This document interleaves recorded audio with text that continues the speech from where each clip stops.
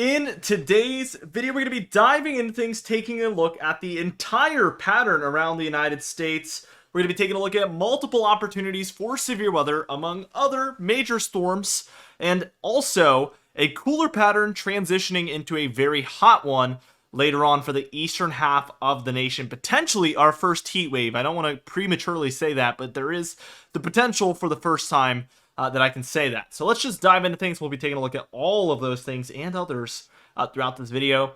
Let's just take a look at tomorrow afternoon on Wednesday, June 5th, and what we see happening around the nation is overall plenty of storms happening around the eastern half of the nation, mostly due to this 988 over central Canada there, and then 997 there over Michigan. These are really allowing for plenty of storms here for overall the eastern half of the United States, and then the central regions of Canada.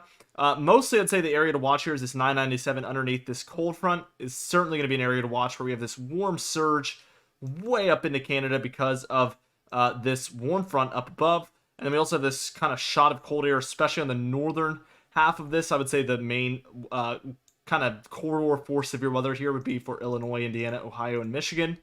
And among other areas there to the south along that cold front. Also some opportunities for thunderstorms up and down the eastern seaboard, though. I think those are also worth mentioning.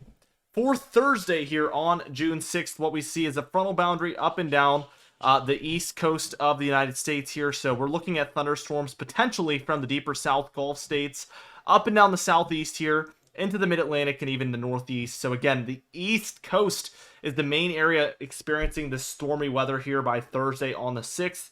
This shot of cold air is definitely a big-time feature as well, as we see a jet stream that is extremely dramatic. So warmer air surging for the west still, cooler air intruding on the east, and then warm air up the east coast and back into Canada, a little inverted there. So very, very dramatic look, I would say. Here's for Friday on the 7th, and things do slow down by this point. We do have some isolated activity and scattered about activity throughout the four corner states. Overall storminess here for the Great Lakes, eastern Canada here, portions of the interior eastern regions, the Ohio Valley into the Great Lakes as well. We're seeing isolated and scattered about thunderstorms for all of these areas. Saturday here on June 8th, what we see is a lot of thunderstorms in similar areas. 995 there north of the Great Lakes. Thunderstorms throughout this kind of central and eastern Canada area, and then for the north, central, and northeast as well.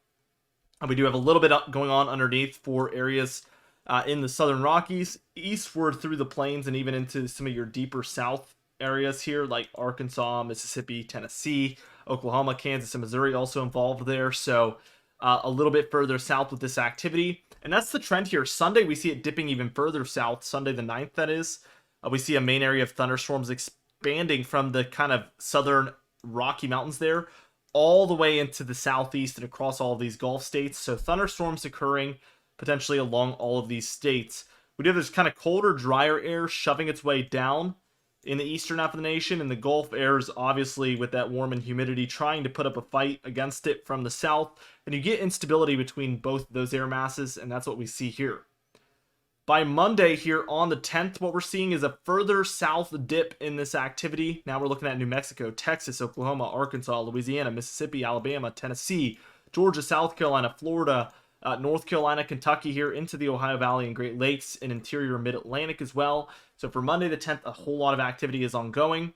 And then for Tuesday, on the 11th, we see this kind of shifts towards the East Coast. We're still seeing some of the Gulf states and Southeast states involved here, but also up and down the Mid-Atlantic and Northeast coasts, we're seeing a lot of this activity prevail for Tuesday, June 11th. By Wednesday here on June 12th, we see that the Southeast still sees some of it, but it is shifted further south and further east, offshore of the Mid-Atlantic and Northeast here. Overall quieter for a lot of the nation. Thursday's the same thing. I mean, very, very minimal activity. And then by Friday, we're finally seeing this warm air shift eastward. We'll take a look at that in a minute, though. Here is the total precipitation through this entire model run, and it is very quiet out west overall from what I can see. We're looking at minimal amounts out west, and then a whole lot here for the south central states, so the four corners into the deeper south central plains.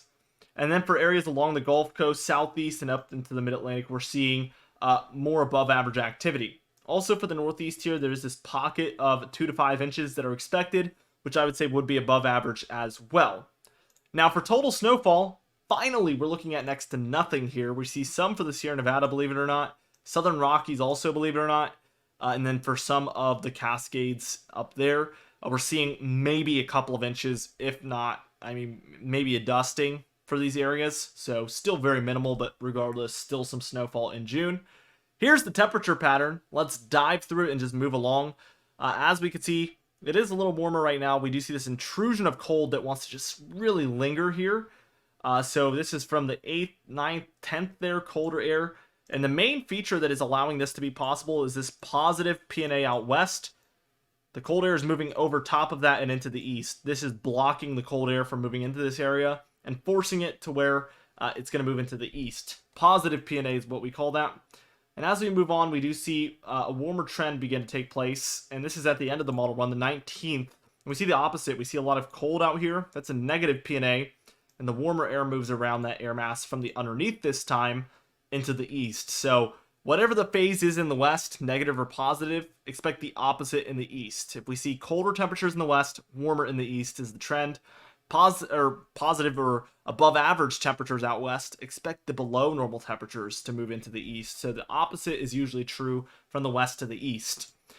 Here's the SPC Storm Prediction Center outlooks for day 1. This is for today on Tuesday, June 4th. We see general thunderstorm risk areas in the lighter greens, where we expect general thunderstorms, but anything is possible, so heed every watch, warning, and advisory.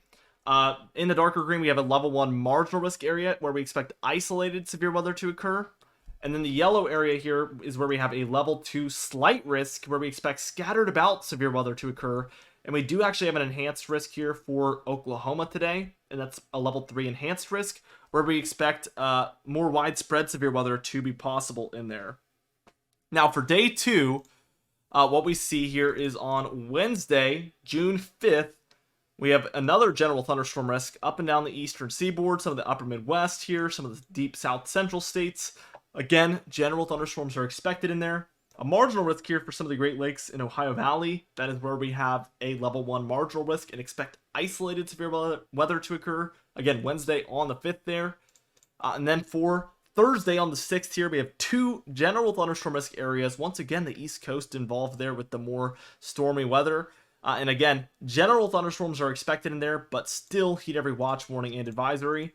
And I'm looking at the long range. We don't have anything in the extended range still.